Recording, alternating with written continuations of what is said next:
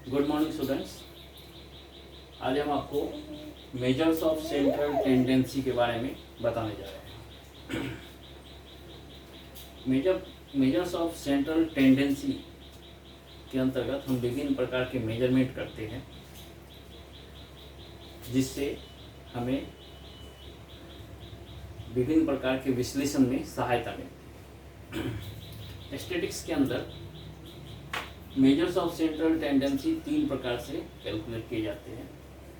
तीन भागों में हम इसे बांट सकते हैं। एक है मैथमेटिकल एवरेजेज, दूसरा पोजिशनल एवरेजेज और तीसरा कॉमर्शियल एवरेजेज। मैथमेटिकल एवरेजेज के अंदर हम तीन प्रकार के मेजरमेंट करते हैं। एक है अर्थमेटिक एवरेज और मीन। अर्थमेटिक एवरेज को ही हम मीन करते हैं। अंकगणित में जो हम औसत निकालते हैं उसी को यहाँ पे हम मीन भी कहते हैं। दूसरा है ज्योमेट्रिक मीन और तीसरा हार्मोनिक मीन। इसी प्रकार से पोजिशनल एवरेजेज में मीडियन और मोड का कैलकुलेशन करते हैं, और कमर्शियल एवरेज के अंदर moving average, cumulative progressive average और तीसरा कंपोजिट एवरेज। इस प्रकार हम मेजरमेंट ऑफ सेंट्रल टेंडेंसी के अंदर इन सभी चीज़ों के बारे में जानेंगे। तो हम स्टार्ट करते हैं। पहला अर्थमेटिक एवरेज और मीन। अर्थमेटिक मीन कैलकुलेट करने के तीन तरीके हैं। एक है डायरेक्ट मेथड, शॉर्टकट मेथड और स्टेप डेविएशन मेथड। हमने पिछले क्लासों में विभिन्न प्रकार के सीरीज के बारे में बतलाया था, जैसे इंडिविजुअल सीरीज, डिस्क्रीट सीरीज और कंटिन्यूअस सीरीज। इन तीनों सीरीज के लिए अलग अलग फॉर्मूले अप्लाई किए जाते हैं। यहाँ पे मीन कैलकुलेट करने के लिए जो तीन मेथड्स बतलाए गए हैं, इस तीनों मेथड के अंदर तीनों सीरीज में से किसी भी सीरीज का हम मीन कैलकुलेट करेंगे, उसके लिए एक अलग फार्मूला अप्लाई होगा। यानी डायरेक्ट मेथड से अगर हम मीन का कैलकुलेशन करते हैं और अगर हमारे सामने इंडिविजुअल सीरीज दिया हुआ है तो उसके लिए अलग फार्मूला अप्लाई होगा, यदि डिस्क्रीट सीरीज दिया हुआ है तो उसके लिए अलग फार्मूला अप्लाई होगा, और यदि कंटिन्यूअस सीरीज दिया हुआ है तो उसके लिए अलग फार्मूला होगा। यानी डायरेक्ट मेथड के अंदर तीनों सीरीज के लिए तीन अलग अलग फार्मूले अप्लाई होंगे। इसी तरह से शॉर्टकट मेथड और स्टेप डेविएशन मेथड के लिए फार्मूले अप्लाई होंगे। तो अब हम पहला मेथड डायरेक्ट मेथड से मीन का कैलकुलेशन करना सीखेंगे।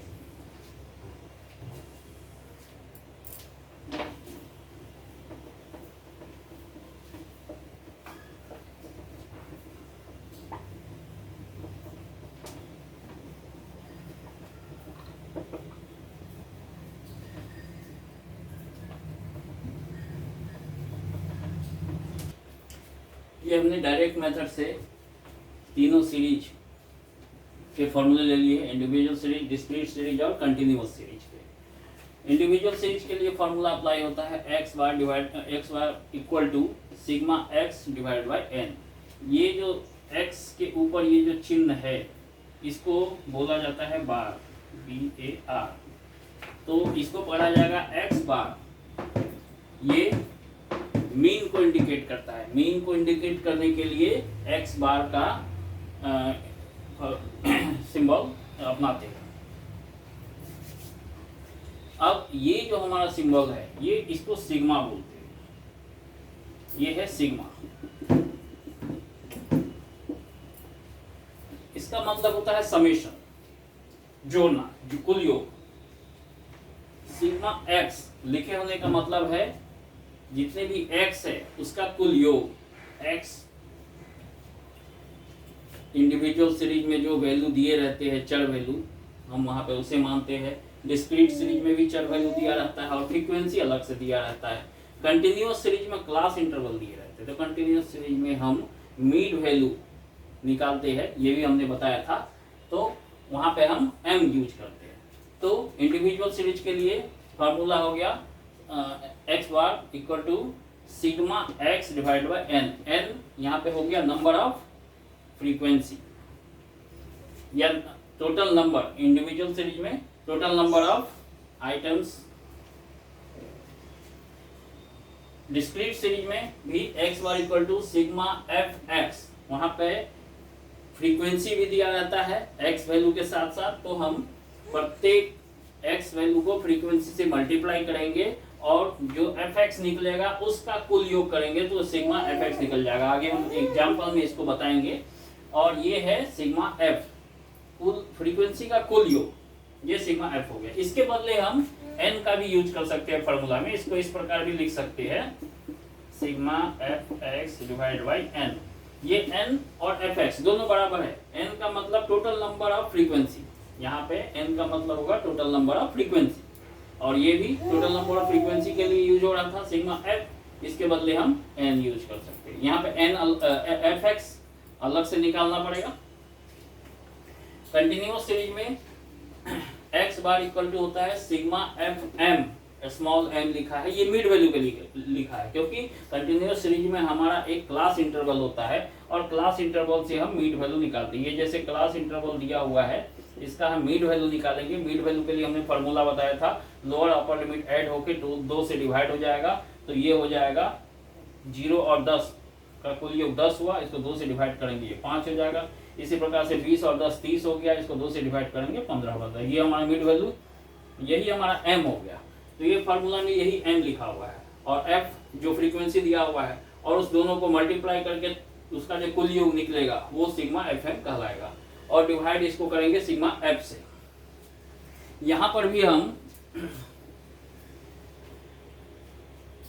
इस फॉर्मूले को इस प्रकार से लिख सकते हैं sigma f m divide by n. फिर से वही बात है, एन बराबर हो गया टोटल नंबर ऑफ फ्रीक्वेंसी, यानी एन बराबर सिग्मा एफ, ये दोनों ही टोटल नंबर ऑफ फ्रीक्वेंसी के लिए हम यूज करते हैं। अब हम इंडिविजुअल सीरीज, तीनों सीरीज का एक एग्जाम्पल एक एक बारी बारी से लेकर के हम इसको बताएंगे। ये मैंने एक एग्जाम्पल ले लिया है, स्टूडेंट्स के रोल नंबर वाइज उसके मार्क्स दिए हुए हैं, कितने मार्क्स कौन से रोल नंबर के स्टूडेंट्स को आया है। हमने 10 स्टूडेंट का लिया है लिस्ट, रोल नंबर है 1 से 10 तक, और सभी के मार्क्स इसके नीचे लिखे हुए हैं। अब यहाँ पे हमें मीन कैलकुलेट करना है डायरेक्ट मेथड से। डायरेक्ट मेथड का हमने फार्मूला बता दिया था, फार्मूला था एक्स बार इक्वल टू, ये हमारा sigma x divide by n. अब हम यहाँ पे इसका सॉल्यूशन निकालेंगे। अब देखो यहाँ पे हम फिर से इसको लिख लेते हैं, रोल नंबर और मार्क्स।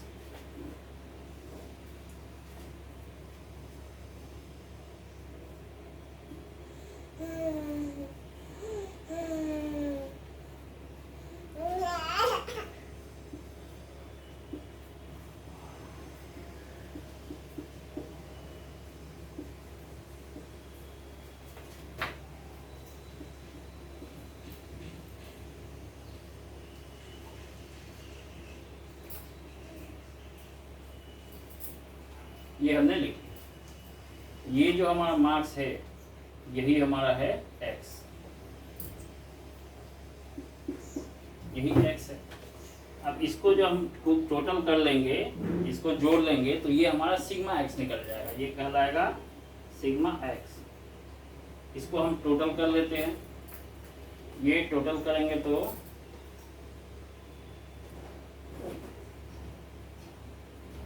ये 526 निकलेगा, और जो रोल नंबर 1 से 10 तक दिए हुए, ये सीरियल रोल नंबर दिया हुआ है, इसका मतलब 10 स्टूडेंट है तो n बराबर हो जाएगा 10। इसको भी हम गिनेंगे 1 2 3 4 5 6 7 8 9 10, तो ये 10 हो जाएगा, तो ये n बराबर हो जाएगा 10। अब हमारा n भी निकल गया और सिग्मा x भी निकल गया, तो हम इस फॉर्मूले के आधार पर x बार निकाल देंगे। सिग्मा x हो गया 526 डिवाइड बाई n बराबर हो गया 10 इक्वल टू 52.6। ये हमारा मीन निकल गया, इसलिए mean equal to 10, sorry 52.6, n बराबर 10 था। यहाँ पे हम इसको इंडिकेट करके यहाँ पे लिख भी सकते हैं सिग्मा एक्स, जो हमने यहाँ पे कैलकुलेट किया है उसे अलग से लिखने की जरूरत नहीं है, लेकिन लिखा जा सकता है n बराबर 10। इसके आधार पे हमने मीन कैलकुलेट कर दिया। ये हमने डिस्क्रीट सीरीज के लिए एक एग्जाम्पल ले लिया है डायरेक्ट मेथड के अंदर। यहाँ पे एक क्वेश्चन हमने लिया है from the following frequency distribution. ये फ्रीक्वेंसी डिस्ट्रीब्यूशन यहाँ पे हमारा दिया हुआ है। Find out mean pocket expenditure of 20 student. 20 छात्रों का पॉकेट खर्च के बारे में यहाँ पे इंफॉर्मेशन दिया हुआ है। अब उसका माध्य निकालना है, उसका एवरेज निकालना है, पर स्टूडेंट एवरेज पॉकेट एक्सपेंसेस क्या होगा। यहाँ पे एग्जांपल दिया हुआ पॉकेट एक्सपेंसेस इन रुपीज 5 रुपया, 7 रुपया, 8 रुपया, 10 रुपया, 12 रुपया। ये 5 प्रकार के यहाँ पे एक्सपेंसेस है। नंबर ऑफ स्टूडेंट दिया हुआ है। 5 रुपया खर्च करने वाला एक छात्र है, 7 रुपया खर्च करने वाला 6 छात्र है, 8 रुपया खर्च करने वाला 8 छात्र है, 10 रुपया खर्च करने वाला 3 छात्र है और 12 रुपया खर्च करने वाला 2 छात्र है। कुल छात्रों की संख्या यहाँ पे 20 है। तो यहाँ पे हमें मीन एक्सपेंडिचर निकालने के लिए अब इसका हम सॉल्यूशन देखेंगे। यहाँ पे लिख लेंगे पॉकेट एक्सपेंस इन रुपीज,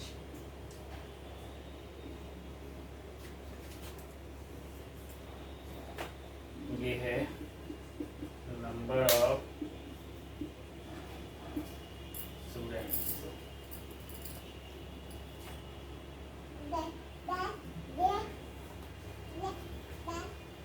ये जो हमारा पॉकेट एक्सपेंसेस इन रुपीज है, ये हमारा एक्स होगा, यही हमारा एक्स है। नंबर ऑफ स्टूडेंट ये फ्रीक्वेंसी हो गया। अब जो हमारा फार्मूला है एक्स बार इक्वल टू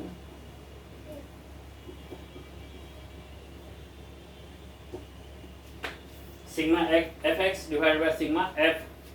तो अब हमें यहाँ पर कैलकुलेट करना पड़ेगा सिग्मा एफ एक्स और सिग्मा एफ। ये दो चीजें हम कैलकुलेट करेंगे तो हमारा मीन कैलकुलेट हो जाएगा। अब यहाँ पे एक्स दिया हुआ है, एक्स दिया हुआ है, इसको हम नोट कर लेते हैं। 5, 7, 8, 10 और 12। इसकी फ्रीक्वेंसी यहाँ पे दी हुई है 1, 6, 8, 3 और 2। अब हमें यहाँ पे एफ एक्स कैलकुलेट करना है, मतलब एफ को एक्स से मल्टीप्लाई कर देंगे तो हमारा एफ एक्स कैलकुलेट हो जाएगा। तो 5 में 1 से गुना करेंगे, ये 5 हो गया। अब 7 और 6 को गुना करेंगे, कितना हो जाएगा ये 42, 42। 8 और 8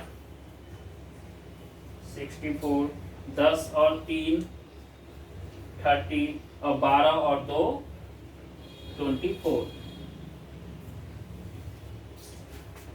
अब ये जो f है, हमको सिग्मा f चाहिए, तो ये f को हम कैलकुलेट कर लेंगे। यहाँ पे ऑलरेडी क्वेश्चन में कैलकुलेट करके दिया हुआ था नंबर ऑफ स्टूडेंट, यही हो जाएगा हमारा यहाँ पे सिग्मा f। ये 20 हो गया। अब fx को हम ऐड करेंगे, fx को ऐड कर ले तो ये हमारा हो जाएगा सिग्मा x f। इसको हम ऐड करके लिख लेंगे।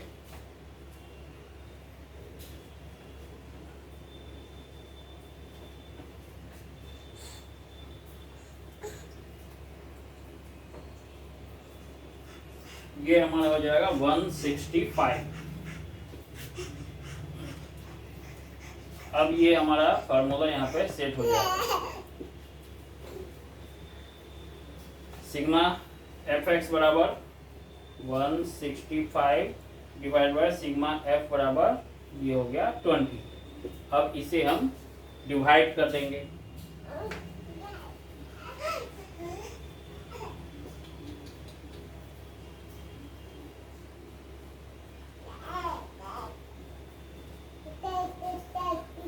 ये हमारा हो जाएगा 8.25।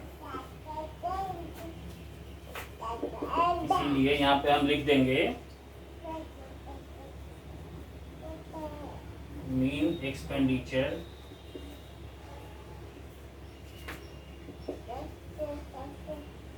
Equal to rupees 8.25। यही हमारा आंसर हो जाएगा। अब यहाँ पर हम एग्जाम्पल ऑफ कंटिन्यूअस सीरीज का एक एग्जाम्पल हमने ले लिया है। Find out mean by direct method से हमें इसका मीन कैलकुलेट करना है। अब कंटिन्यूअस सीरीज में चूंकि हम क्लास इंटरवल लेते हैं तो यहाँ पे क्वेश्चन में क्लास इंटरवल लिखा हुआ है 50 से 54, 55 से 59, 60 से 64, 65 से 69, 70 से 74, 75 से 79, 80 से 84 और 85 से 89। अब हम इसका सॉल्यूशन तैयार करेंगे। यहाँ पे हम ले लेंगे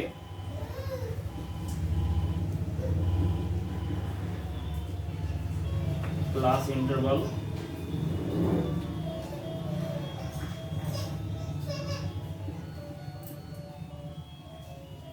फ्रीक्वेंसी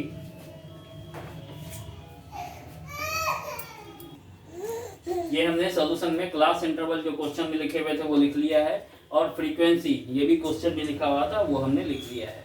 अब यहाँ पे देखें जो क्लास इंटरवल दिया हुआ है ये क्लास इंटरवल है 50 से 54 और फिर 55 से 59, यानी ये क्लास इंटरवल इंक्लूसिव मेथड से दिया हुआ है।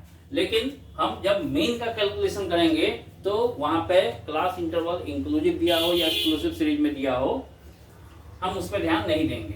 दोनों ही मेथड से हमारे रिजल्ट पे कोई डिफरेंस नहीं आएगा, कोई प्रभाव नहीं पड़ेगा।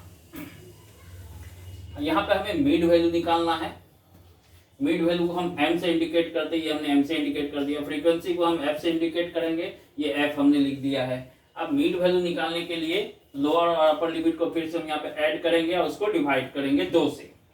तो 50 और 54 को ऐड करेंगे, ये हो जाएगा 104। 104 को 2 से डिवाइड करेंगे तो ये हमारा हो जाएगा 52।